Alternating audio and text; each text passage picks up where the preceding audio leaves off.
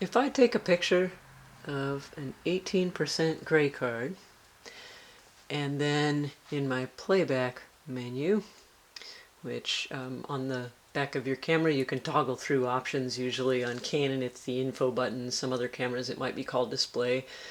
But you can see if I push it once, I get shutter and aperture information and a few other things. Push it again, now I get a little miniature view of what I just took and what we call the histogram. Now the histogram is essentially a bar graph, and what it's reflecting is the amount or volume of a certain value within your picture.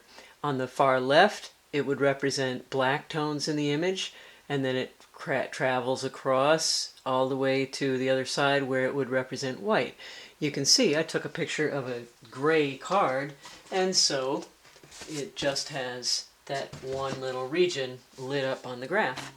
Let's take a picture now of a white background. And you can see what's happened on the histogram. Now white is way over here, right? No more gray, no black certainly, just a bunch of information up on this side. So as a kind of review, there was gray, there's white, and you know what's coming next? Black. I've got this piece of black velvet because that's going to really, hopefully, if I get it folded neatly, absorb a lot of the light so that it really looks dark. And sure enough, now if I visit this histogram, you can hardly tell, but I swear there's a preview right there. And now the histogram is showing that the only thing in the image is black. You know, there's not any middle gray. So if I just sort of move things a little bit for us and construct an image that has a little of everything,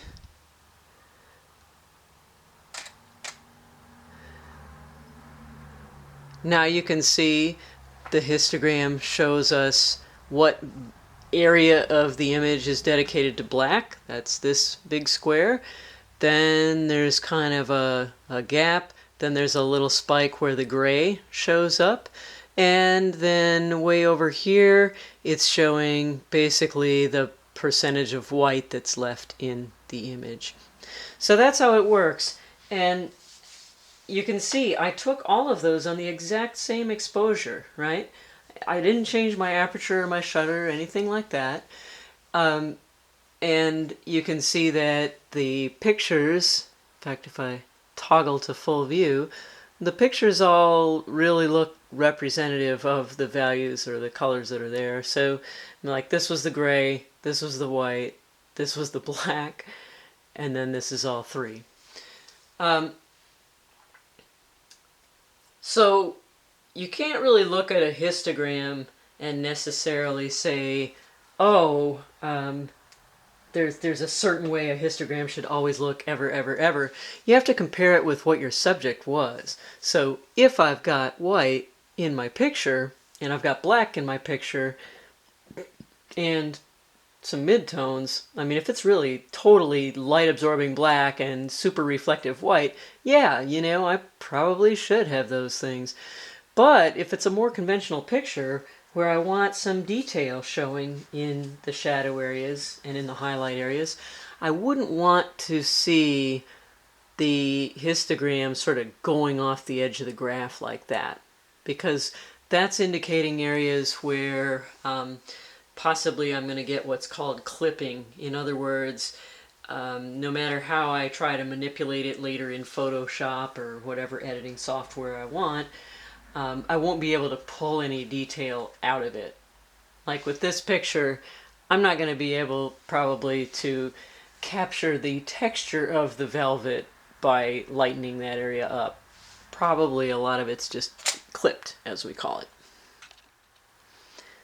So finally, I've just actually obviously taped a black and white photo in front of it, but if we take a picture of that, now we'll see a more normal continuous tone type of a histogram. So here you can see there's a more complex range of values within the image. There's no complete saturated black. White looks like it goes off the edge maybe a little bit here. And there's a pretty good range of grays in the middle. And so that might be a warning that maybe I want to change my exposure just a little bit. Maybe darken it up a little, just to get the value range back where... There.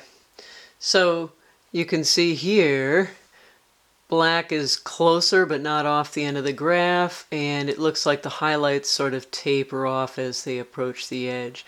So I should have plenty of range in that file to adjust later in Photoshop if I so desire.